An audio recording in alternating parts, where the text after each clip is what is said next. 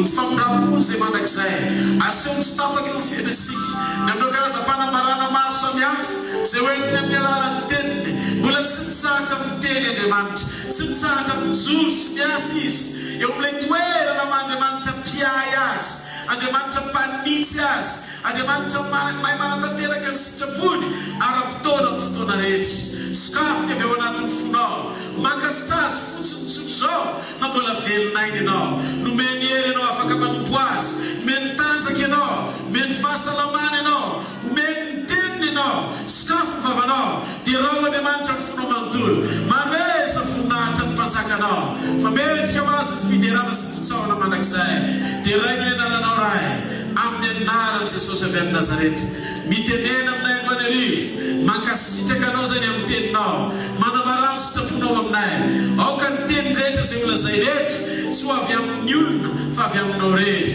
dia sanatretra ny anaranao mena manokanety ny fankasitrananao amin'ny fiderana sy farifaly ary ravoravo noentiny maneo fankasitrananao androany arivo manao voninahitra mandrakizay amin'ny anaran'i Jesosy amen. Tiafa mafy be ho amin'ny tompo mahazo ny toerana tompo Andriamanitra miasa eo amin'ny tontolontsika amen. Misy dingana anankitelo ny fisehoan'Andriamanitra miasa ny ato anaty Baiboly. Voalohany misy Andriamanitra mikasika ny tontolontsika tsy avy amintsika ary tsy fantatsika zany hoe miasa ao anaty fanekena izy dia manatanteraka zavatra tsy takatry ny saina eo fiainantsika izy nefa tsy voatery ho fantatsika. Faharoa Andriamanitra mampiasa ny fahantakaranao miasa eo amin'ny tontolonao zany hoe ianao mahafantatra fa raha vao zao ny zavatra ataonao dia mamala ny fanandrify amin'izay zavatra ataonao zay Andriamanitra zany hoe tia faharoa ty indray ianao mahafantatra tsara fa hiasa Andriamanitra ary ikasika ny fiainanao izy tontolonao mampiasa ny fahantakaranao. Fahatelo Andriamanitra etsehnao hiasa eo tontolonao no dingana anankitelo ireo nozaraiko androany arivo amin'ny alalan'ny fanampian'Andriamanitra anatin'ity fivoriana ity ary inoko fa ikasika sy hamangy ny fiainanao manokana amin'ny alalan'izao teny izao indray Andriamanitra resy lahatra no fitranga zany dia mitiava mafy be ho azy amen. Alleluia.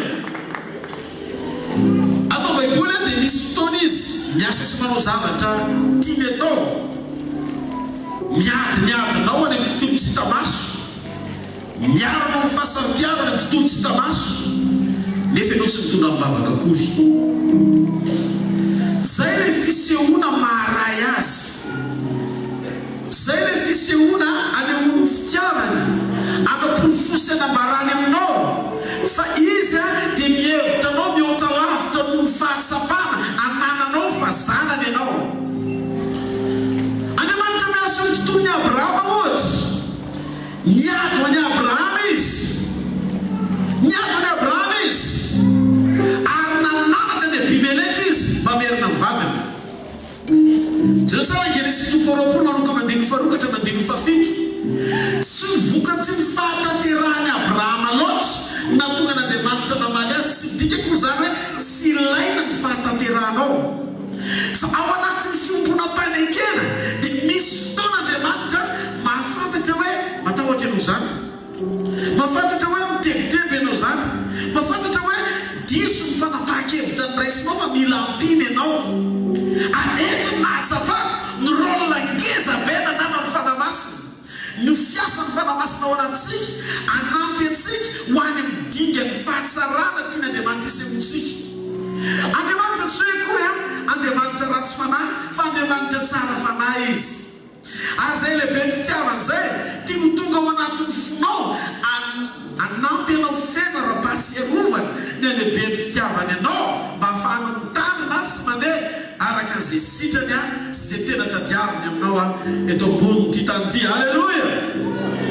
Salamo 5:7-10 ayaya raitsika kely fa Davida mpanjaka dia niteny nanoratra misalamo izy ismeveo Salamo 5:7 manomboka amin'ny 7:10 ka hatramin'ny 5:10 amin'ny anaran'i Jesosy ary mifindafida tany firenena sy mifindafida fanjakana ho any amin'ny firenen-kafa ny zanak'Israely zany teto tsy misy navelany ampahory azy ary nananatra mpanjaka izy mony amin'ireo hoe aza manendry zay voahositra ary aza manisy ratsy ny mpaminamiko ary io dia voaprofo natonga nympanoratra eto milazy an'io tantara sy fahamarinana io dia ny Genesis 2:20 manoko mandeha mifarokatra mandeha mifafito ary ny filazany Sara ny filazany Abrahama any Sara vadiny anabaviko izy nandainga zany Abrahama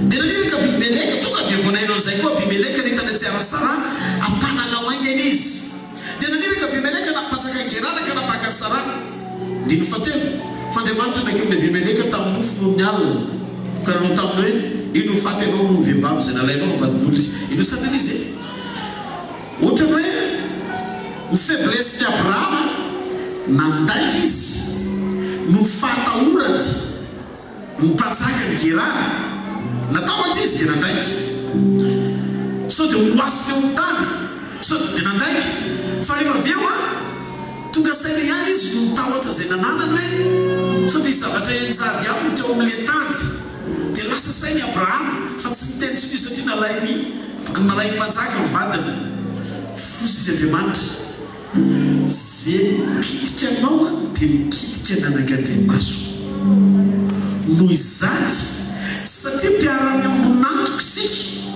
sakaizako ianao miala-tsiny fa ny akonanao akonako ny vadinao vadiko zanakao zanako tsy maintsy mandray fepetra ny fomba tsy tamaso andealikena ny oranga io tsy afaka hikasikasika amin'ny fiainanao fa zao dia zao ihany dia mangaza ny rangiany la riteny fa avereno Sara tsy marety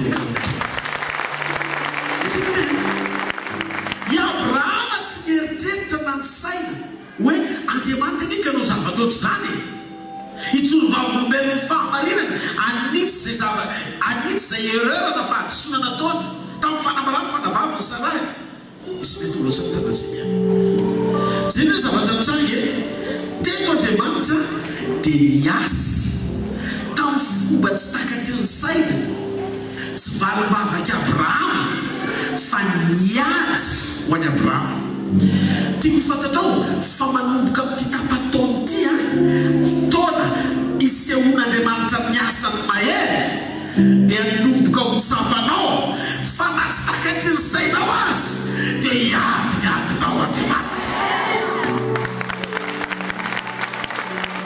Alleluia.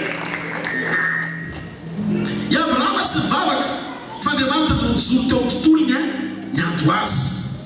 Jereo Genesis 2:30 iverenantsika kely fantoriko tamin'ny alarobia izy ity fa somary ivenenao kely androany amen. Genesis 2:30 manoko amin'ny 17 dia zao voasoratra hozy izy Andriamanitra tamin'ny Jakoba zao Andriamanitra Betela zay nanosoranao tsangam-bato sy voadinao tamiko miaingaky etriny iala eto amin'ity tany ity ka modiany amin'ny tany nahaterahanao tonga zany ny fotoana elany Jakoba nanome topy azy Andriamanitra dia teto ny problème Andriamanitra tsy niteny tamin'ny Jakoba hoe aza miteny amin'ny Labana nanao erreur Jakoba natavatra izy vitan'ilay Andriamanitra naniraka azy andeny amango ny fony Labana itsodramazy izy aminao zany vitan'Andriamanitra zany satria raha Andriamanitra no miteny tamin'ny Jakoba dia vitan'Andriamanitra no mamango ny tontolo rehetra raha-pahamarinana antonga ny fiaingan'ny Jakoba amin'ny fofeny sodrano zao zavatra nitranga niaingy Jakoba ka nampitaingen'ny rameva ny zanany sy ny vadiny dia nitondra ny omby sy amanosiny rehetra izy mba ny fananany rehetra zay efa noariny dia ny omby amanondro zay efa azo ny tany Mesopotami mba akany amin'ny Sakarainy any amin'ny tany Kanana noko andiny faharoapolo amin'izay zao zavatra nitranga ary Jakoba dia nangala dita amin'ny Labana Siriana fa tsy namarany tamina ny amin'ny fandosirana ary natosika izy ka nitondra ny fananany rehetra dia niainga izy ka nitany omby ary nizotra-kany an-tendrombohitra Gileady ary tamin'ny andro fahatelo dia nisy nanambara tamin'ny Labana fa lasa nandoso Jakoba zany hoe olona zany miteny tamin'ny Labana hoe lasa izy dia nitonga ny havany omba azy izy ka nanentsika azy lalaka fotoana dia nahatratra azy teo tendrombohitra Gileady fandriamanitra nakeo amin'ny labana siriana tamin'ny nofony ny alina ka nao tamin'ny hoe tandre mba tsy asiano ny teny akory Jakoba na soana ratsy.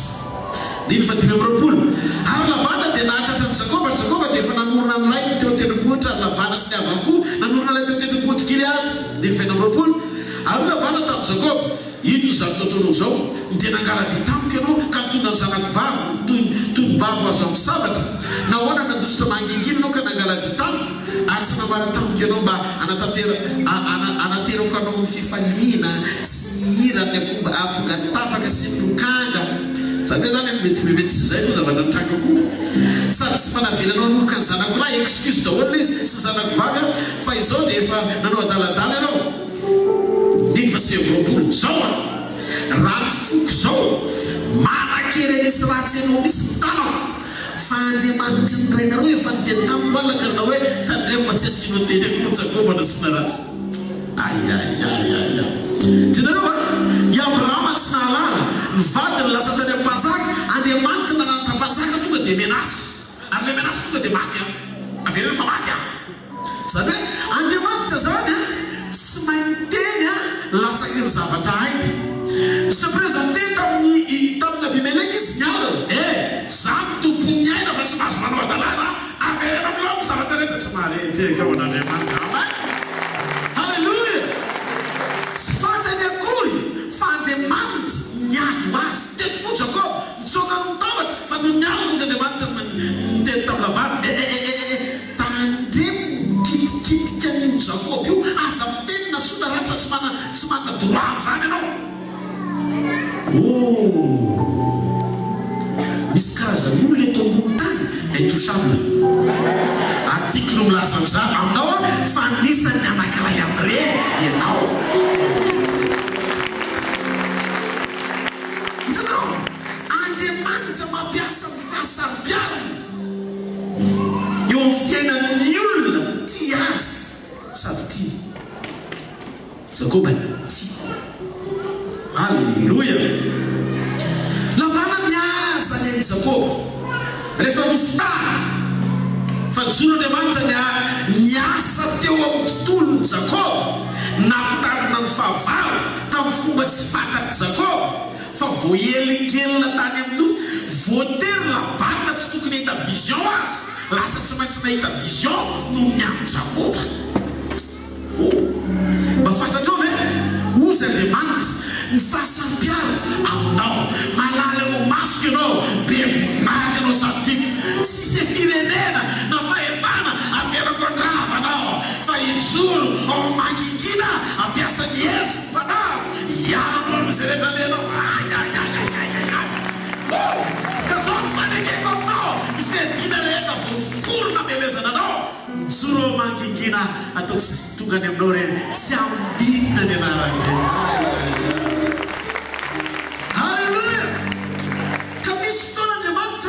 Mampiasa ny tontolontsika rehefa miasa izy amin'ny fomba tsy voatery ho fantatsika. Ao mpanjaka faharoa 10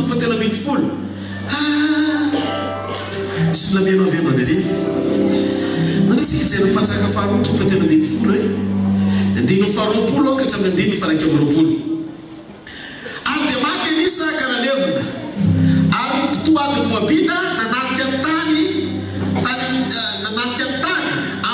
fitsingerenany taona zany nahafatesany zany hoe feno taona ny anniversaire nahafatesany Elisa. Dia ny faraika amby roapolo ary nisy nandevin'olona dia ino mahita ireo mpitoady izy zany hoe taitatampoka zany hoe ino misy mpitoady tsisy vavaka tsisy nandoaka fa olona taitatampoka tonga dia jetena natsipy le fany tonga dia hoe dia azonao izy taonatsara zay le dia natsipy tao pasana Elisa ny faty ary raha vao niteka tamin'ny taona Elisa ny faty na lehilahy dia velona izy ka joro amin'ny tombony zao ne taonatsara tana zay rehefa feno herintaona nandevenana ny Elisa dia nisy olona nandevona taitatampoka fa tsy nitondra mambavaka na nipony maty eo ny taonan'ny Elisa dia velona sy solo tongony maty. Maria tsy nisy vavaka natao teo, tsy nisy Elisa naminantsony fa izy ary efa taolana. Fa Andriamanitra mampiasa ny tontolon'ny Elisa anaovana fahagagana sy famelomana ny maty. Teto sy ny vavaka akory ny mpandevina fa nanipy maty teo amin'ny taolana fotsiny, dia zay dia mitranga ilay fahagagana. Eno ilay izy Maria koa fa tsy mifampiny Elisa na ny taolana no niavaka, fa ny Andriamanitra Elisa no namaly na tsy ary ny teniny. Averiko ilay izy. Ianareo ve tsy nahita fa ny olona manapakisona be tamin'ny andro ny zanak'Israely ao boky Marka 2:1-5 ohatra. Eno tsara rehefa misy zavatra mitrango ohatra zany teo amin'ny firen'ny Israely dia matsilo be mihitsy Jiosy sy ny tany manodidina tonga dia makakopia an'ilay izy. Ohatr'izao fipetraka ilay izy avy amin'ny ramatoa nandeha ohatr'izao Jesosy teo le ramatoa narara ny 12 taona nandohaniko kaseny sitrana izy isy hermiala amikozy Jesosy izy mitipika zany dia nisoratra zao le ramatoa sasany nangovy Jesosy dia hoe ampandoaviny Jesosy vola be ny fananany efa ritra tany ampanaovana fodomary ka sao dia mbola misy aloha ray koa fa izy zany mikasika anao teo dia ritra no ranonaretina sy Jesosy mandiano izy no dia netranao fa ny fonao izy rehefa nasitrana anao be dia be na eno vavolobe teo dia inona zavatra mitranga ao amin'ny Luka 2:5-5 tonga dia latra taolo ny marara manendry sitrany anendry ny akanjon'i Jesosy mba rehefa nasitrana mitovy amin'ilay ramatoa ary ny vaovao mafaly zay rehetra mikasika an'i Jesosy voasoratra ao dia misitraniny avokoa. Zany hoe vaky balina ny fanasitrana mikasi-daba dia mandaitra. Hitanareo ohatr'izany ny zavatra mitranga tamin'izany teo amin'ny Jiosy tamin'izany. Mino koa fa voana eno an'io ny olona dia nakany amin'ny fasany Elisa daholo dia nanipinipy maty teo fa maty soa tsara daholo ihany ilay olona fa tsy nitsangana intsony. Ka Andriamanitra tsy afaka manohatra ny teniny satria izy efa laza fa tsy misy maty mitondra famonjeny zany, tsy misy taolana mitondra fananganana maty zany. Fa ozy izy natonga an'io averiko tsara anareo teo tsara tanazemena natonga an'io dia tadio mety maro taty aoriana no mitondra ny maty teo fatiny teo taolana Elisa fa tsy velona satria voasoratra hoe tsy anahoana no tia maty no itadiavanareo velona. Rehefa maky baiboly ianao dia tadio anjara roa tamin'ny fanahany Elia ny tao amin'ny Elisa. Rehefa isaina ny fahagagana ao anaty baiboly fotsiny nampiasan'Andriamanitra ny Elia dia avoeny tamin'izay nampiasana ny Elia nampiasaina any Elisa arakisa fa za gaga tsy ampiray ilay izy. Fa rehefa hitako ty farany ty feno tao anatin'io ilay izy. Zany hoe tsaron'Andriamanitra tapoka ny teniny nefa Elisa efa maty. Dia Andriamanitra nefa marina ny teniny tsisy idirany fahafatesany Elisa. Dia moa Andriamanitra tsy maintsy enjehako ny kôta ny fahagagana, tsy maintsy enjehako ny kôta ny fahagagana. Manetsika kôta nanaovana fahagagana alegalina na ara-dalàna nisa le avoeny Andriamanitra ka namaty azy Elisa tsy amin'Andriamanitra ny teniny izy mandeha. Hitanareo izy zay ny fahasarotam-piarin'Andriamanitra avolety amin'ny fanomezany lanja ho ambony lavitra loatra noho ny anarany tsy zavatra ny teneniny. Inona ny zavatra ny tenenin'Andriamanitra aminao fa tsy misy tafiotra tsy sakany eto ambony tany ka tonga nyzany tsy ho tanteraka mandrakizay. Fa ninninona karazany zavatra rehetra zay mety mitady anaky ananao eto amin'ity tany ity anano zao fahatsapako zao velona n'Andriamanitra ao ary izy raha miasa tsy misy mahasaka an'izany mandrakizay. Maneteka n'Andriamanitra.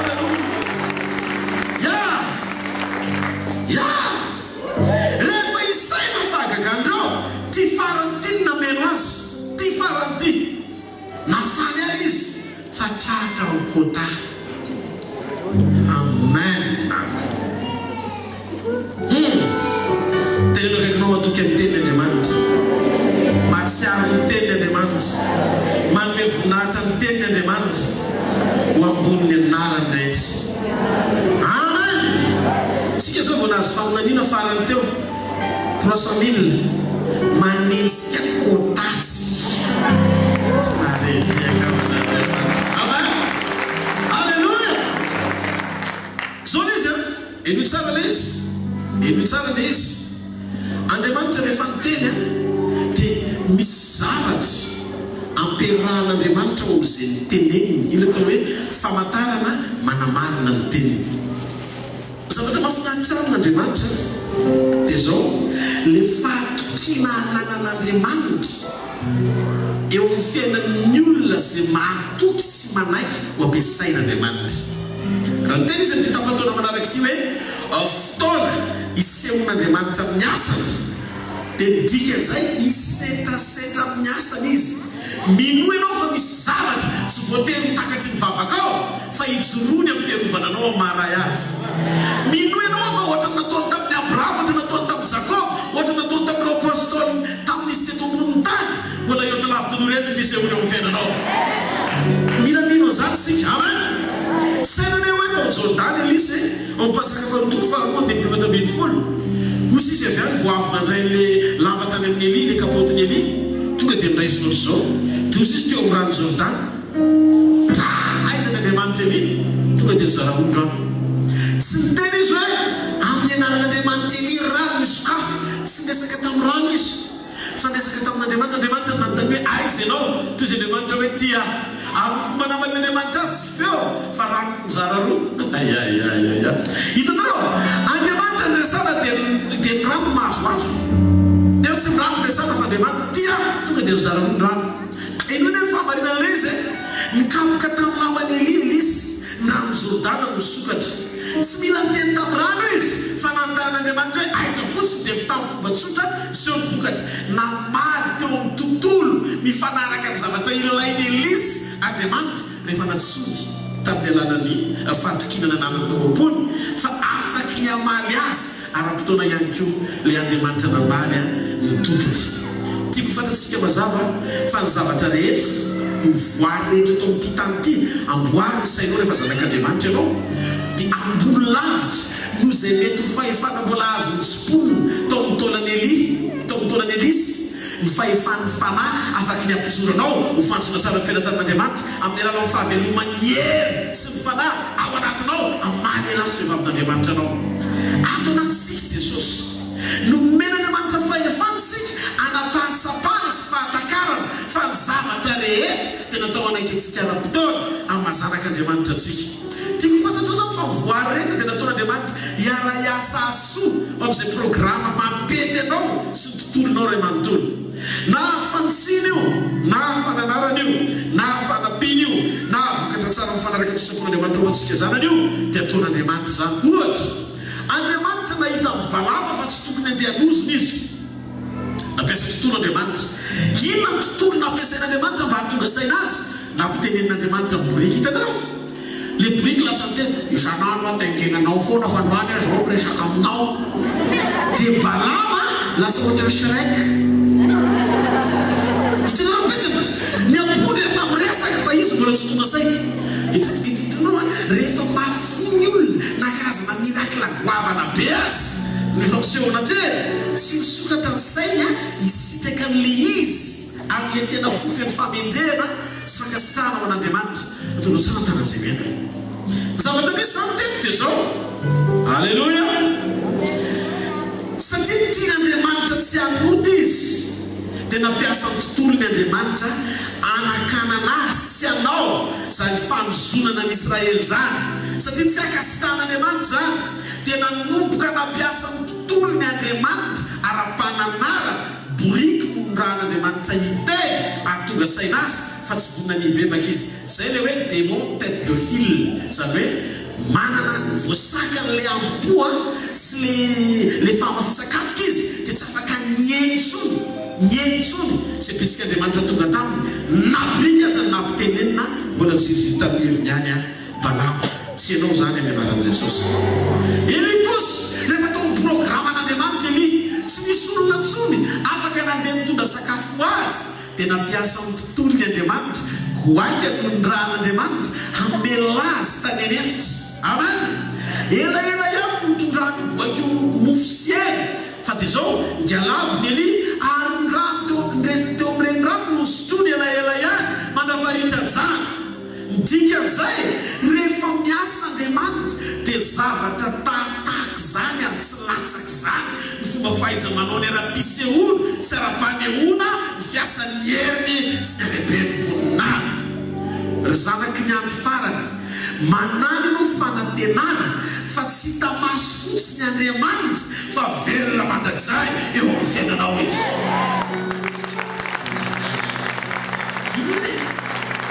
Masino veloka ve no mahadadany Abrahama azy? Hoe zany Andriamanitra Abrahama. Abimeleka tsy nafantatra ninona ny nanarany fa ino no tiataonao ty ozy izy maintsy ny Abimeleka avela amin'ny Sara raha zany maty anao. Hitatra ve azoazonao ve zany zavatra zany? I Abrahama tsy mampitana-dolena koa io Sara lasiny sisy an'izany nato baiboly fa Sara nandaingana dia zay natonga azy niara tao an-trano. Fa hozy izy Andriamanitra? Non, tsy maintsy miady niadiny Abrahama nanazava Abimeleka voaresaka Andriamanitra fa menasa efa lasa no dia tsy afaka miverina tsony fa raha tsy mony Sara dia maty izy. Zany hoe fahasarim-piarako amin'ny ady sy ny asan'ny tanako artiky. Mafantatra hoe fa nitomam-bidina metran'Andriamanitra anao dia mitovy amin'ny lanjan'ny fitiavany zanany latokana izay natolo no fanatitra matonga anao voavotsy malala ao masino zany Abrahama ianao. Alleluia. Ary zany fitiavany zany no mahatonga azy manetsika ny ambaratonga rehetra atonga ny zavatra rehetra iara-iasa aso mba atomombana le fahasarana eo amin'ny fiainanao. Amen. Alleluia. Faharoa, Andriamanitra mampiasa ny fahatakaranao ikasiana ny tontolonao. Inona ny fomba tokony ataoko pasteur atonga ny fahatakarana mba hifanaraka amin'izay fomba fisainan'Andriamanitra amora ny kasian'Andriamanitra ny tontoloko amin'ny alalan'ny fampiasana izay fahatakarana nanako izay. Matonga ny fantatra ve zay? Sotra ilay izy voalohany mijoroa eo amin'izay nolazain'Andriamanitra. Ny fijoroantsika amin'ny tenin'Andriamanitra dia atonga an'Andriamanitra anao zavatra mifanaraka amin'izay nolazain'Andriamanitra. Josoa ohatra ao Josoa 2:12 zao nolazain'Andriamanitra taminy Josoa raha vao miletika ny masoandro ka maizina dia raha arakinareo. Zao dia ny mbola atoandro ny andro dia atao izay aripaka ny malekita sy ny filisitra izay manohatra anao. Fa raha vao miletika ny masoandro dia resinareo. Tonga sainy Josoa voarainy le teny mijoro tao amin'le teny.